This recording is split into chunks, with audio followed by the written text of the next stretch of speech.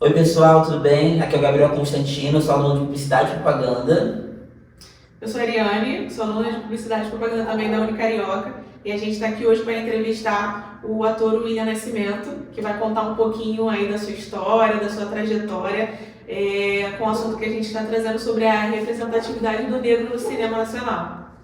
É engraçado que a minha carreira ela começa já na adolescência, né, com uns 15 anos de idade. Só que eu não queria ser artista, não queria ser ator, nunca me imaginei sendo ator, mas eu sempre tive ligado, nunca fui de ter vergonha. Leonino também, né, sempre quis ser ali o centro das atenções, mas o meu sonho mesmo era ser jogador de futebol. Assim, tipo, como todo negro favelado, morador de comunidade, meu sonho sempre foi ser jogador de futebol e eu até jogava bem, assim. E eu cheguei a treinar em clubes, fazer sempre tive apoio do meu pai, da minha mãe, principalmente do meu pai, que sempre gostou muito de futebol, que me levava, que jogava também, né? Só que eu tenho duas irmãs gêmeas e elas faziam curso de moda, passarela e tal, essas coisas, elas gostavam de desfilar. E aí um belo dia minha mãe me levou pro curso delas e para fazer companhia para minha mãe, assim, para ficar com a minha mãe enquanto elas estavam fazendo a aula delas, né? E a professora passou, me viu e falou: mãe, deixa o seu filho entrar também. Só que a mãe falou: não, eu não gosto nada disso, eu trouxe ele só pra me fazer companhia. E aí a minha mãe falou: não, William, você quer ir lá? Então vai lá. Tá? Ela, deixa ele vir. Eu fui. E engraçado, eu não me recordo dessa aula, mas engraçado é que minha mãe disse que quando acabou a aula, a professora chegou nela e falou: ó, não é nessas meninas que você tem que investir, você tem que investir nele. Quem vai te trazer retorno é ele. E aí, depois de tudo isso, eu comecei, minha mãe começou a correr atrás pra mim, pra minhas irmãs também. Só que, engraçado que ao passar do tempo, elas foram desanimando, não foram querendo, e eu fui só progredindo, querendo, e eu comecei fazendo figuração, né? Comecei fazendo figuração em novelas, filmes, fazendo muito curso de teatro da minha área, né? Eu fazia curso de cinema, de TV, de passarela, inclusive eu passei a fazer também. E como foi pra você nesse início, start, assim, pra você? Tipo, eu tô bem nessa área, é a minha área. Era algo que eu me sentia à vontade fazendo, sabe? Eu gostava não tinha um peso quando minha mãe falava: ó, amanhã tem sua aula de teatro. Era um prazer pra mim estar ali. E ainda assim com todas as dificuldades, né? De trem, de passagem, a gente não tinha uma condição tão boa assim. A maioria dos cursos são na Zona Sul, eu moro na Baixada. Então tinha toda essa diferença, tinha que sair bem mais cedo. Eu, de menor, eu tinha aulas na escola ainda, eu estudava. Então tinha que sair do curso voado para a escola, para não se atrasar. Às vezes eu chegava atrasado, mas a galera da escola já sabia, a direção já sabia de todo esse meu sonho, de toda essa minha profissão que eu amava fazer. Então sempre tinha esse equilíbrio, sabe? Eu lembro que no meio da minha caminhada, a maioria dos cursos que eu fazia, que eram pagos, eu ganhava bolsa, assim. A galera acreditava muito no meu potencial, sabia também da nossa condição. Minha mãe sempre ralou muito para conseguir as coisas assim para mim. E chegou um determinado momento que as pessoas já me davam bolsa, não, cara, a gente precisa te dar, a gente precisa de você. E eu fui evoluindo, sabe? Eu fui me aperfeiçoando, e já desde pequeno fazendo teste para novela, para filme, então era muito doido isso, né? Eu vejo que você é muito determinado, né, no que você propõe, no que você trabalha. E eu queria muito ouvir de você, entendendo, né, como foi acessar também esses espaços, entendendo que você veio de um lugar totalmente diferente. Total, cara. De onde eu vim, ninguém acreditava. Tinha vizinhos que falavam pra minha mãe que eu iria virar bandido. Tinha tráfico na minha rua, né?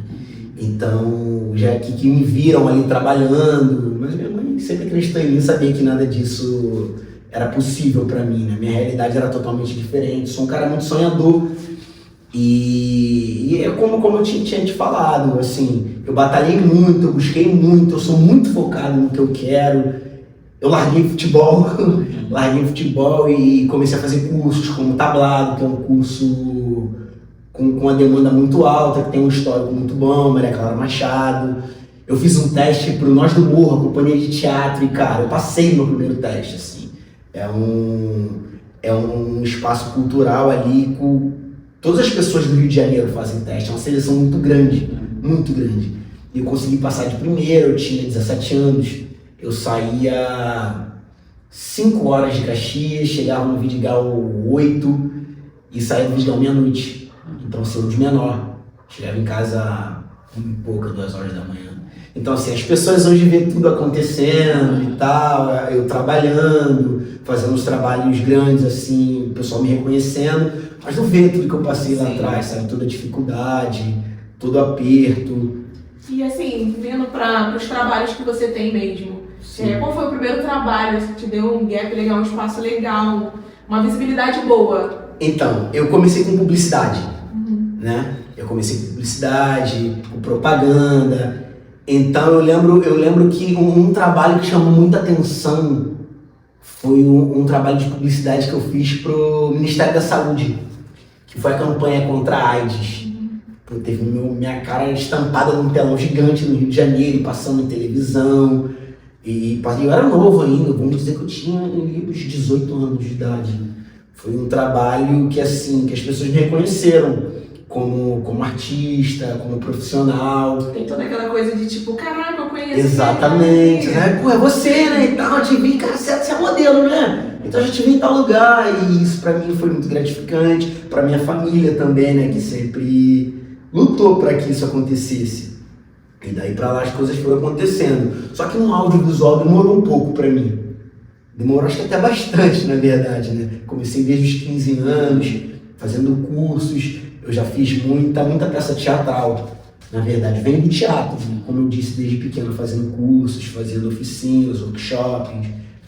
E eu demorei para ir pro audiovisual, assim. Eu fiquei muito tempo fazendo só publicidade. A gente está falando de protagonismo, né? A gente está falando sobre né, esse tempo, né, que demora. Eu queria muito até ouvir de você, né? A gente sabe o motivo real do que é, né, desse tempo para você chegar onde você chegou. Mas gostaria de ouvir mais detalhes sobre essa trajetória, sobre... Eu acho que não só fala também sobre dificuldade, mas também fala de coisas boas também. Sim, né? Sim, mas vou tentar resumir explicando tudo. Teve uma fase da minha vida que eu estava muito frustrado, porque eu via as coisas acontecendo com meus amigos e não acontecia para mim. E a maioria desses meus amigos eram brancos. E aí eu falei, cara, eu faço teatro com fulano. E as coisas estão acontecendo para ele e não estão acontecendo comigo. E eu sei que não é por falta de talento, sabe? A gente está trabalhando junto no teatro. Sendo que eu vi as coisas acontecendo para ele no audiovisual, fazendo filme, fazendo novela, participação aqui, participação ali. E não acontecendo para mim. E aquilo ali me doía de uma forma que eu não entendia, assim. Naquela época eu não entendia porque estava acontecendo para o meu amigo, não estava acontecendo para mim. Às vezes, acho que é tempo, pô, normal. Depois de um tempo eu comecei a entender o porquê acontecia para meus amigos e não acontecia para mim. Porque a maioria dos meus amigos eram brancos, de cabelo liso, então tava sempre fazendo uma novela aqui, tava sempre numa parada aqui. Carinha da malhação. Total. E além disso, não ter também um movimento racial também quando não tinha mais jovem. Não tinha, então eu não entendia. Então pra mim não, fase da vida, daqui a pouco as coisas vão começar a acontecer pra mim. Meu ainda não chegou. Eu entendia que era isso, né? Hoje eu consigo ver, mas eu não desisti.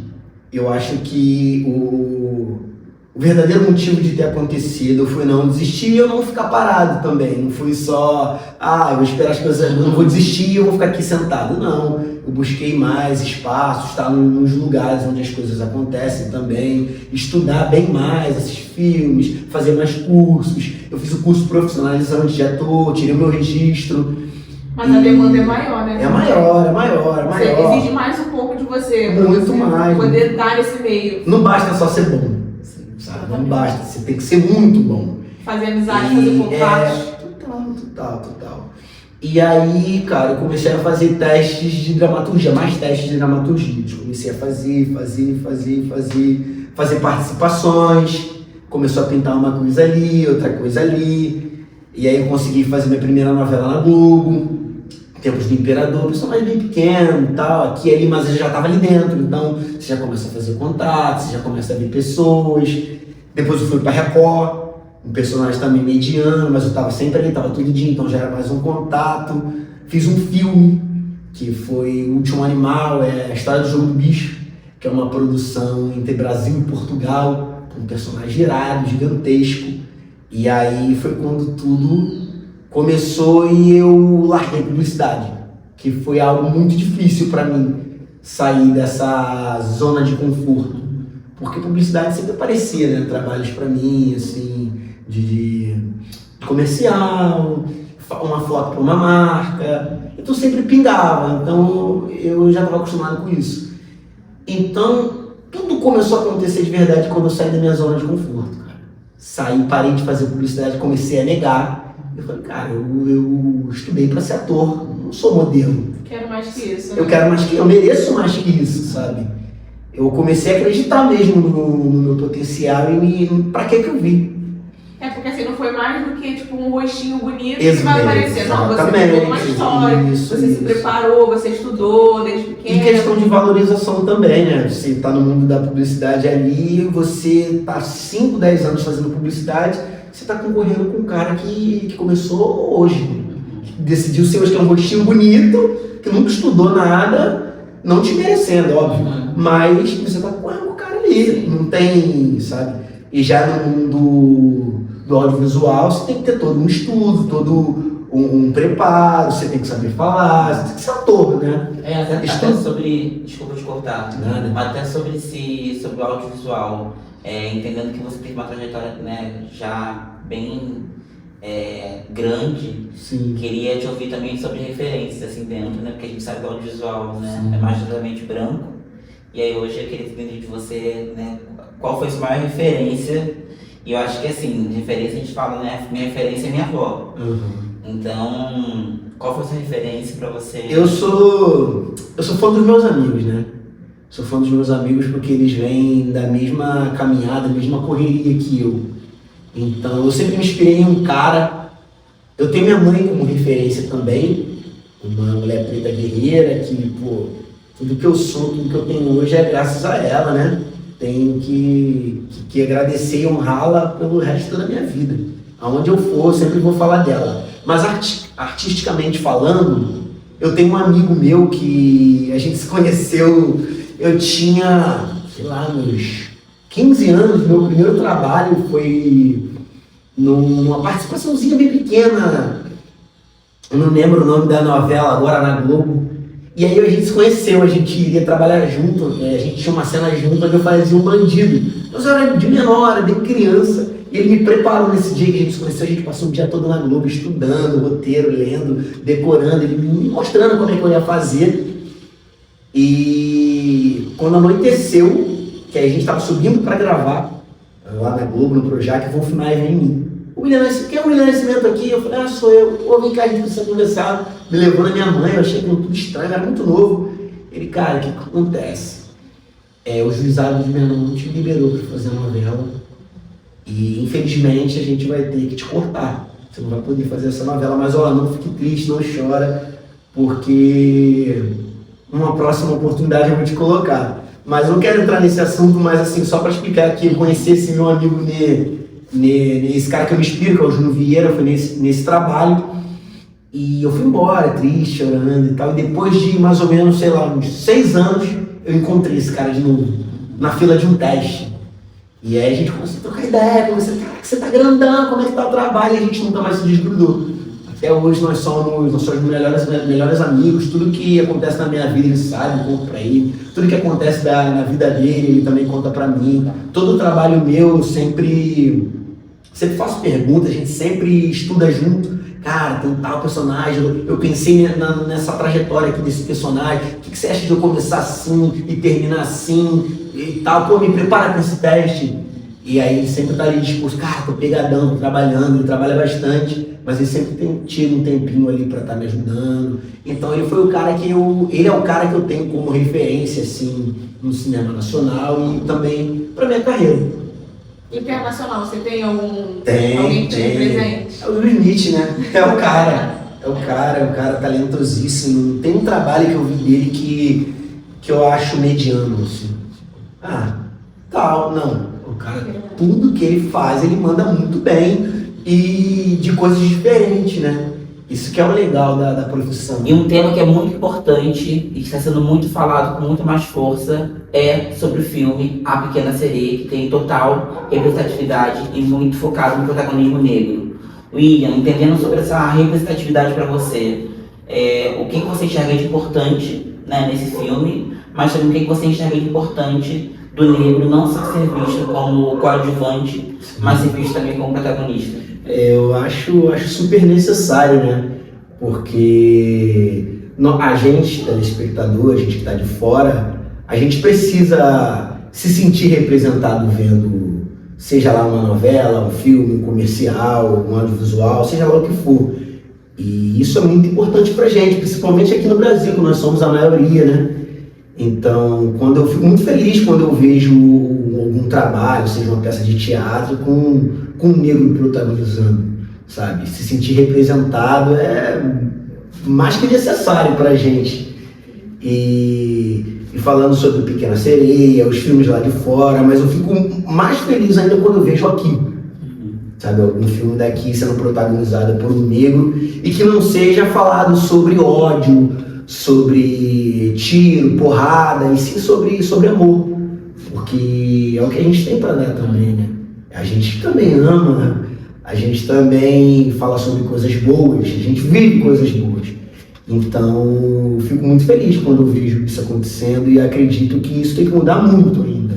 A gente está começando a ver, principalmente nas novelas da Globo, a gente vê protagonismo agora da galera toda preta, e está dando super audiência. Acredito eu que eles estão vendo isso, mas eu acho que isso é mais do que necessário. Legal, legal. E a gente falando também sobre, né, o mercado publicitário, né, nós como futuros publicitários, a gente entende hoje que o mercado publicitário negro é muito escasso. Então, quando a gente vê propagandas, quando a gente vê comerciais, quando a gente vê qualquer comunicação, a comunicação, né, tá ali com o protagonista como uma pessoa preta, mas nos bastidores ali a equipe é uma equipe, né, majoritariamente branca. Então, para você, né, qual a importância das pessoas estarem com você nesse processo e qual a importância das pessoas também não entendendo, né, de colocar somente uma pessoa preta ali para ser protagonista, mas também estar como parte da produção também. Se sentir representado. Eu já fiz vários trabalhos onde falava sobre a cultura negra ou o elenco negro, mas por trás a gente ainda vê pouca galera preta, sabe? Sempre estão colocando as pessoas que estão em alta, e sempre essas pessoas que estão em altas, seja o câmera, seja o cara que está ali no microfone, sempre branco. E eu fico um pouco feliz porque esse último trabalho que eu fiz, que era o Spider, tinha uma porcentagem de gente preta maior, né? Não era 100%, mas eles, cara, buscaram botar uma galera preta, uma galera que tá começando agora. Por exemplo, eu tinha um diretor que estava começando agora e o diretor geral colocou ele para dirigir umas cenas que precisavam de um olhar preto. Ele deixava o cara dirigir, dava oportunidade. Então acho que o que falta é oportunidade. Dar oportunidade pra gente, dar oportunidade pra galera que tá começando agora também, sabe? Para que possa ter mais pessoas pretas no mercado. O que você acha, pensando, qual seria assim a transformação do início da sua carreira, pensando que você começou, né, muito jovem, e o que você mudaria para ter mais acesso, facilidade e visibilidade dentro do mercado? Acho que a primeira coisa eu colocaria ter mais cursos na Baixada, ter mais cursos em comunidades, em favelas. Se eu te perguntar aqui, cinco favelas que tem aula de teatro, você vai me responder Vidigal e mais qual? Poucas assim. E lá tem. fora, né, a visibilidade é maior até mesmo nessa questão. Estados Unidos, as crianças começam de cedo e assim, a maioria das escolas, elas já aprendem isso, já fazem teatro. É uma matéria inclusa nas escolas, na faculdade, então é mais fácil. Agora aqui não, aqui a gente não vê tanto isso. Então imagina um jovem que é de Belfor Roxo, lá dentro de Belfor Roxo. Ou esse adolescente, essa criança quer ser ator, quer ser atriz. Cara, é muito longe, é muito distante isso pra ele, essa realidade é muito distante pra ele. O cara tem que sair de Belfor Roxo pra ir pra Zona Sul, ou pra ir pro centro do Rio pra estudar. E aí a mãe ou o pai, desempregado, que tem uma condição menor, pra levar a criança, o deslocamento, o lanche. Então, assim, é uma realidade muito distante, por isso que eu agradeço muito os meus pais, que mesmo com toda essa dificuldade, eles injetaram, sim. Só que, infelizmente, eu sou a minoria, né? Então, não são em todos os casos. Então, acho que essa oportunidade, essa infraestrutura mesmo de ter nas comunidades, nas favelas, sabe? Nos lugares, na Baixada, ter mais esse contato com a arte. As crianças vão ter, as pessoas vão ter esse contato já jovem. E eu tento fazer o máximo para os meus. Sim. Meu sobrinho, tento, cara, levar ele ao máximo das coisas que eu posso e que ele gosta também, né? E eu vou fazer isso para minha filha, vou fazer isso para todos que estão em volta de mim. Então eu acho que o que falta hoje, porque se eu pudesse mudar, é isso, ter mais arte, né? Nas favelas, na comunidade, com mais fácil acesso, porque infelizmente na comunidade, na favela, o que a gente vê de fácil acesso é o tráfico. Então a gente vê a maioria das coisas que acontecem. Legal. Somente, né, 16% das pessoas pretas, né, ocupam cargos de liderança dentro das empresas nacionais e multinacionais do Brasil. Então, quando a gente enxerga hoje, né, que foi algo que você trouxe, pensando nessas pessoas que estão por trás dos bastidores, como você pensa que a gente, acho que além de cursos, mas pensando mais nessa igualdade racial, né, tanto para as pessoas pretas, né, que sofreram muito também, mas também as pessoas indígenas também. Hoje, dentro da dramaturgia e dentro do teatro, qual a diferença que você consegue enxergar de um desafio para outro? Ou não existe desafio de... Desafio que você diz do branco, preto, indígena, isso. Ou de personagem? Não, de questão de raça mesmo. Muito, muito grande, né? A gente não tem tanta oportunidade assim, a gente preto, né? Não tem tanta oportunidade assim de trampo. Por isso a gente tem que ser muito bom. Nossos pais já dizem, as pessoas já dizem que a gente, por ser preto, a gente tem que ser 2 vezes melhor. Já dizia Racionais, já dizia Mano Brown. Então eu, como ator preto, eu vejo uma diferença assim, muito grande. Legal. Muito grande. E aí, assim, contando sobre a série que você falou, que ainda não lançou, não lançou, né? É um segredo. Mas assim, voltando pra série, o que foi pra você, assim, quando você teve um estalo na sua cabeça e caraca, eu vou fazer uma série grande, sou protagonista de uma série grande, e o que trouxe isso assim pra você na sua mente? Foi um processo muito longo para se concretizar que eu faria o Anderson Silva, né, o Spider. Então tive idas e vindas de teste, manda foto, como você tá agora, e perfil, se você sabe lutar, se você vai conseguir. Então foi um processo muito longo para mim, mas a minha ficha só caiu, foi no meu primeiro encontro com a minha preparadora e o diretor da série. Antes disso nada tinha caído para mim assim, do tamanho, da grandeza que seria interpretar o Anderson Silva. Porque eu sou morador do Rio de Janeiro, fui para São Paulo morar lá, passar um tempo lá, gravando, tendo preparação. Mas até então, assim, eu tava um trabalho, consegui e tal. Só que no meu primeiro contato que eu tive, a primeira reunião que eu tive com essa minha preparadora e com o diretor, foi onde a parada caiu a ficha do que seria um trabalho gigantesco. O meu primeiro trabalho internacional como ator e protagonista, né, de uma série com 90% do elenco preto. Então, assim, cara, foi gigantesco. E eu não sou um cara muito de chorar, eu seguro muito, sou um pouco durão, né? E eu seguro muito isso, mas nesse primeiro encontro que eu comecei a falar e comecei a ouvir também a preparadora, o diretor falando, foi onde minha ficha caiu, do lugar ao sol de, cara, consegui.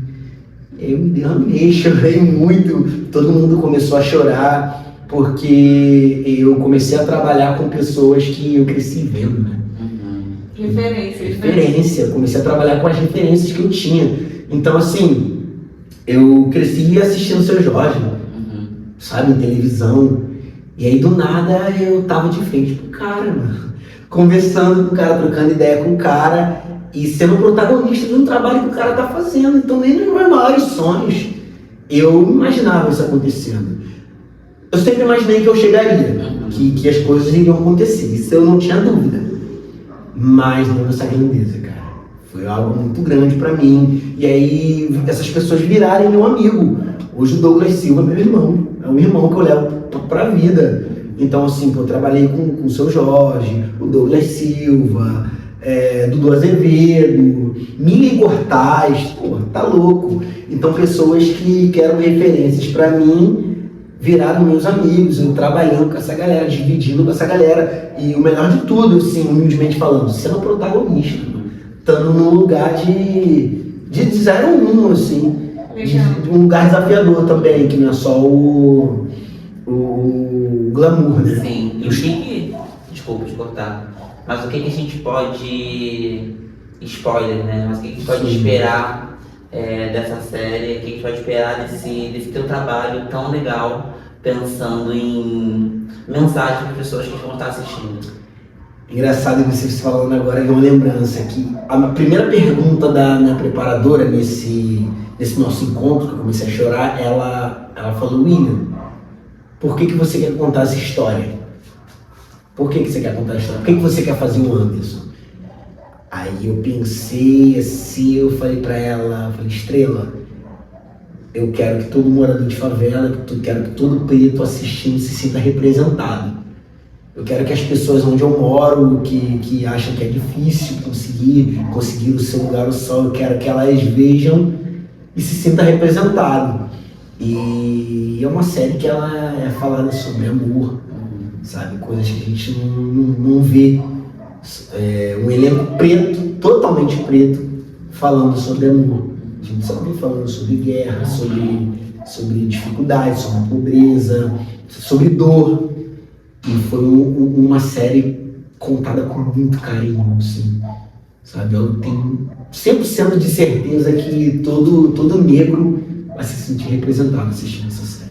Tenho 100% de certeza. Legal. O negro, né, a gente encontra dificuldades para ser um protagonista no cinema. Sim. Então, assim, aparecendo a oportunidade, você já precisa mentalizar aquilo. Como foi para você essa preparação? O meu primeiro teste foi uma entrevista que o Anderson Silva deu na carreira, quando ele perdeu a luta por Chris Weidman. E aí eu teria que reproduzir essa entrevista da forma mais natural possível, né? Aí eu montei todo um cenário. Hoje a gente, sem fugir da pergunta, hoje a gente está vivendo esse lance de teste self-tape. É aquele que você faz em casa, com uma câmera, bota ali o tripé e você mesmo faz o teste. Você precisa estar no estúdio com o diretor te guiando, onde se torna mais difícil. Porque não tem ninguém te dirigindo. Não, isso aqui não tá legal, vamos mudar. O que você acha de fazer tal jeito? Não tem. É você e a câmera e vai embora fazendo, né? E aí eu fiquei pensando como fazer, e eu comecei a olhar, a imaginar o jeito dele de falar, como ele falava, a forma de falar. E eu arrumei um look idêntico ao que ele fez na entrevista. Assim, eu arrumei um look idêntico. Eu moro em Caxias, fui na feirinha de Caxias, eu comprei um óculos idêntico ao que ele... Lógico, ao que ele deu na entrevista também. Então, eu fiz esse primeiro teste caracterizado da forma idêntica. Total. E aí, depois de um tempo, me ligaram, falaram que gostaram do teste, e aí fui passando para várias peneiras até chegar à parte da luta, que foi algo muito difícil para mim, porque eu sempre fui contra a luta, né? Nunca gostei do mundo da luta, achava algo muito brutal, muito, sabe, desumano até. E aí foi quando eu tive que aprender tudo sobre luta, tudo sobre a vida do Anderson Silva, esse mundo da luta. E como você disse, que me acha um cara muito entregue, que navega muito sobre tudo que eu quero, eu me desliguei total da minha vida pessoal, assim. Tipo, larguei tudo que eu tava fazendo e foquei só na série, cara. Larguei minha vida de família, namorada, e eu foquei só na série, cara. Só mais de viver intensamente 24 horas, assim, a luta. Eu treinava jiu-jitsu, muay thai, capoeira, MMA, e tinha preparação de elenco, eu tinha preparação de prosódia, que é no caso sotaque, onde o seu Silva ele é curitibano, e na adolescência ele foi para... Ele é paulista e na adolescência foi para Curitiba. Então tinha todo um sotaque. Ele com 20 anos era uma forma de falar, com 30 ele já falava de outra forma. Então tinha essa transformação, mas lógico que eu não estava sozinho. Por ser protagonista, por ser uma série internacional, eu tinha uma equipe muito grande comigo, me ajudando, me assessoreando, sabe, treinando comigo, me ensinando tudo. Mas dependeu muito de mim também, da minha garra e todo o meu esforço, sabe? Legal. Então, que você se vê representado no momento, seja em novela, filme, alguma coisa assim que você se vê representado? Então, como eu disse outras vezes aqui, né? A gente até tá se vendo representado, tá até andando, mas eu vejo que tem muito que melhorar ainda. A gente vê que na novela agora a gente tem o protagonista, que eu acho que é Bento, se não me engano o nome do personagem, que é um advogado e tal, tem uma família, tem filhos e tal. A gente está vendo mais esse protagonismo negro acontecendo nas novelas, cinemas, mas que eu ainda acho que é pouco, porque o que a gente vê de pessoas negras, o que a gente via muito, pelo menos, de pessoas negras trabalhando, era o jardineiro, ou era o bandido, sabe? Era o policial 1, o motorista, sabe? A gente não via um papel de tanta importância assim, um protagonista sendo um negro. Então a gente está começando a ver mais assim nas novelas, nos cinemas, e isso me alegra muito. Fico feliz de ver essa mudança começar a acontecer. Um estereótipo já demarcado já, né, pela sociedade, de colocar, né, a gente como não médico, juiz, advogado, mas colocar a gente numa posição sempre, né, de uma subcategoria. E aí falando sobre, né, esse seu trabalho tão importante, assim como outros também, como foi para você sair desse lugar, né, de coadjuvante ali um pouco e estar nesse lugar de protagonista? A gente entende que tem um protagonismo pessoal, profissional, mas a gente entende que eu e o Gabriel, para mim ainda é difícil às vezes ocupar um lugar de protagonista por, né, tantas questões que a gente vem vivendo. Então como é para você? A gente, como artista brasileiro, preto, de favela, a gente quer trabalhar, a gente quer ser visto, quer estar trabalhando, a gente tem conta para pagar, como todo ser humano, e é muito difícil você ter que negar ou você negar um trabalho, mesmo que seja uma participação. Um exemplo, fui chamada para fazer uma participação e tal, é um bandido, mais um bandido. Mas ao mesmo tempo você, caraca, mano, essa grana aqui, vou poder pagar tal coisa, vou poder fazer tal coisa, e aí você tem que, não, cara, calma aí, não vou fazer não. Eu acho que eu mereço estar fazendo coisa melhor, eu estudei, e eu vou negar porque eu sei que o meu lugar não é esse. Então você acreditar também que tem coisa melhor por vir, que você merece coisa melhor, mesmo você tendo essa necessidade de ter que pagar uma conta, ter que fazer tal coisa, é muito desafiador, né? E foi o que eu comecei a fazer. Tinha tal trabalho, eu vi que não tinha tanta importância assim, mesmo eu precisando daquele dinheiro ali que iria me ajudar a pagar uma conta e me ajudar a fazer algo, eu passei a negar, mas eu digo que não é muito fácil. Não é muito fácil você sair desse lugar e emendar para outro. Sair de um coadjuvante e ir para um protagonista. É muito difícil. Eu também fiz teatro já por um bom tempo, né? Amava fazer teatro, fiz tablado, inclusive. Fez tablado? Fiz tablado, foi incrível. Mas é isso, assim, né? Eu tinha que trabalhar, eu tinha que, né, ter dinheiro. E aí pensando sobre esse contexto que a gente vive, tem um conceito muito difícil sobre a arte. Pra você, teve algum momento, né, que você deu vontade de falar assim, nossa, chega. Não, então, é engraçado que eu tô falando aqui, a gente tá tendo essa entrevista e o pessoal que estiver assistindo pode até achar que, não, então o William viveu da arte dos 15 até hoje. Não, também não foi assim, né? A gente precisa sobreviver, de maior já, então tu quer sair para um lugar, tu quer viajar para uma parada, quer viver os momentos legais e só a arte não tava dando essa grana. E aí? Aí você tá com a namorada também, você quer fazer uma parada maneira, sem dinheiro, como é que você vai fazer isso? E a arte não tava me dando esse retorno de viver essas coisas, de ter um carro, sabe, de ir para alguns lugares. E aí eu precisava de dinheiro, eu precisava também trabalhar, e eu tive a oportunidade de fazer outros tipos de trabalhos que não me prejudicavam em realizar o meu sonho. Por exemplo, eu vivi muito tempo da minha parte sendo motorista de aplicativo, sabe? Levando pessoas como motorista, assim, particular. E foi o que me salvou durante muito tempo, que era muito cansativo para mim também, eu não gostava, assim, não amava fazer, não era algo que eu fazia com paixão, mesmo sabendo que isso era temporário, mas doía muito em mim. Mas, cara, era a forma que eu via ali de continuar acreditando no meu sonho, e era um trabalho digno, que não proibia nada da minha arte. Filha, tem teste pra você amanhã. Eu poderia... Te dava uma autonomia. Exato, me dava uma autonomia de poder ali fazer o meu teste, acabou o meu teste, eu ligar o aplicativo e trabalhar, assim, sabe? Foi o que também me deu a oportunidade de ter o meu primeiro carro. Foi com o aplicativo, então foi uma saída que eu achei para eu poder continuar ali trabalhando e não desistir do meu sonho. Mas que nem todo mundo tem essa saída, esse recurso que eu tive. Então também posso dizer que sou muito abençoado por isso, né? Falando em saída, até também nessa questão, que você tem de lição para compartilhar olhando hoje para o seu lado profissional? Assim. O segredo da vitória é não desistir. Essa é a frase que eu levo para minha vida e que eu vou levar para sempre, ensinar para os meus filhos, para os meus sobrinhos, para os meus amigos, para todo mundo, cara. Acho que o segredo de tudo é não desistir, é perseverar, é buscar, é querer sempre ser um dia, sempre, todo dia você querer ser uma pessoa melhor. Por exemplo, o que eu fiz hoje para que o meu sonho possa ser realizado? O que eu progredi hoje? Eu acho que é sempre, todo dia você querer melhorar, sabe?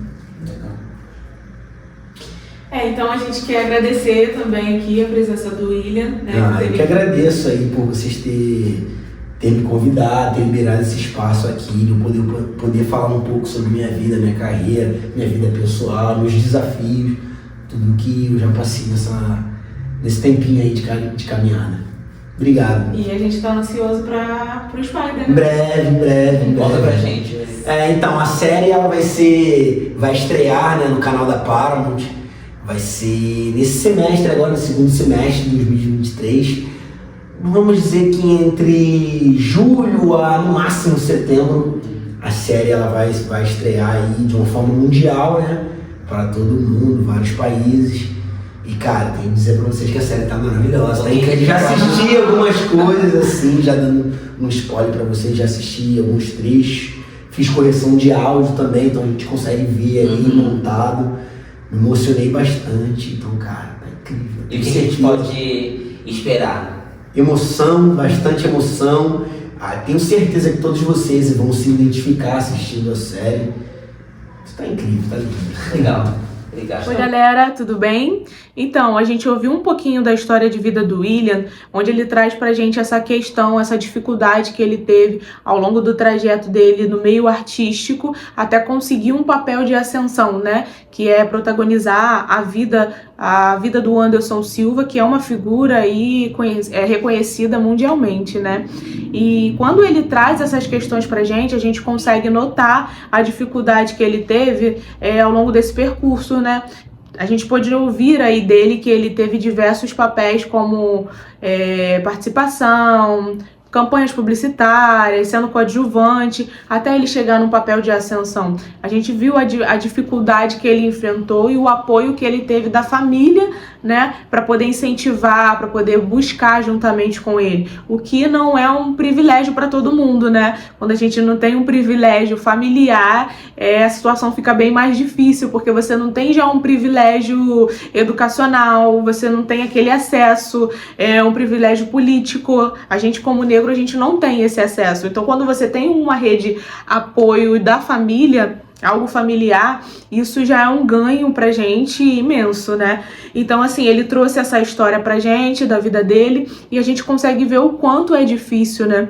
A gente consegue ver isso tão enraizado, né? Um cinema que é majoritariamente predominante, totalmente branco e elitizado. E a gente, como negro, né? A gente fica se perguntando por que a gente não consegue ligar nossa televisão e ver protagonistas negros? Por que a gente não consegue ter tanto esse acesso, né? com tanta facilidade como tem as outras pessoas. Então é uma pauta a ser questionável, porque a gente precisa dividir esse bolo, a gente precisa dividir um pouquinho desse pão, e a gente tem pessoas capacitadas para isso. A gente tem pessoas capacitadas para estar protagonizando personagens mesmo de visibilidades. Porque quando a gente para ver e analisar, quando tem os negros na televisão, os poucos que tem, quando tem, são totalmente estereotipados, né? Ele é retratado como negro pobre, como favelado, é retratado como um garçom, um motorista. E isso a gente se pergunta, mas por que ela não pode estar fazendo? É uma atriz, um ator bom, né? Que possui todas as características lá para fazer outros papéis, mas por que enraizar esse ator como um garçom, como um bandido? Não, ele tem capacidade para fazer muito mais, e é isso que a gente quer ver.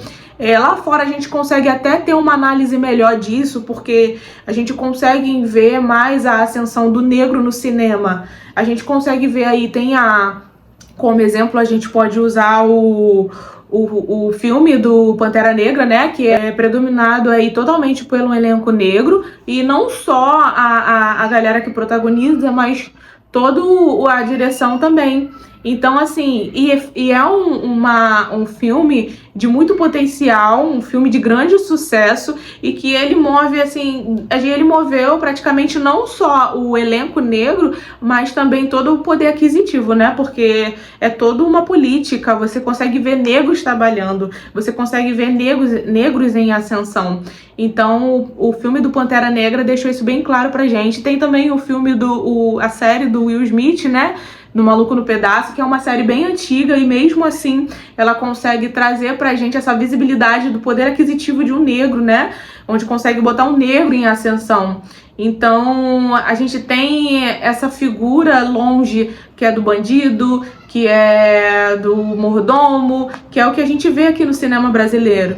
Então, quando a gente trouxe o William para poder estar trazendo essa pauta pra gente, é exatamente isso, para poder a gente pontuar essas questões que ainda é muito predominante. E assim, num país onde, né, a maioria da população é negra, a maioria da população é periférica, então assim, o acesso a essas pessoas são mais difíceis, né? De você ter acesso à cultura, de você ter acesso ao teatro, você ter acesso ao audiovisual, é difícil, né? E quando você não tem um apoio nem da família, ainda se torna ainda mais difícil essa questão. E a gente vê que no Brasil a gente é um país muito enraizado no audiovisual, porque a gente desde pequeno a gente é ensinado, a gente consegue ter essa cultura da televisão dentro da nossa casa, então a gente já é muito ligado, só que a gente quer ver representado, né? Quando a gente liga uma televisão, por exemplo, para assistir uma TV Globinho, a gente vê aquele carinha da Malhação, dos Olhos Azuis, apresentando o programa. Então, assim, é uma coisa bem mais difícil, né? Bem mais difícil de se ter, um acesso bem mais difícil, e é o que a gente quer mudar, né? A gente quer que isso seja representado de forma que também não seja um espanto para todo mundo. Assim como, por exemplo, a gente tem a questão da Pequena Sereia, né? Que é um filme que saiu aí esse ano, e nesse filme as pessoas ficaram totalmente espantadas quando viu a Pequena Sereia sendo interpretada por uma atriz negra. E por que isso tem que gerar tanto espanto para as pessoas? Por que isso não pode ser normal? Então, assim, é uma pauta que a gente começa a questionar, e aí a gente não vê isso andando de forma que a gente queria ver. A gente vê, assim, um trabalho de formiguinha sendo feito por trás, porém, ainda não é aquele trabalho que a gente gostaria de ver isso de forma normal. Não é algo tão normal, tão tranquilo de lidar ainda. Ainda é uma questão que a gente pontua aí e não sabe se vai ter um retorno. A gente está sempre levantando pautas sobre isso, a gente está sempre questionando sobre isso, mas a gente ainda não tem um retorno legal. Então é isso que a gente quer trazer através desse podcast. É isso que a gente trouxe através desse podcast, mas que vocês consigam refletir de forma melhor todo esse conteúdo, né? E que isso possa mudar, né? que possa deixar claro que futuramente a gente consiga ter mais acesso, que o cinema brasileiro possa ser muito bem representado por pessoas negras e que possa ser representado por pessoas negras com papéis de importância, com papéis de visibilidade.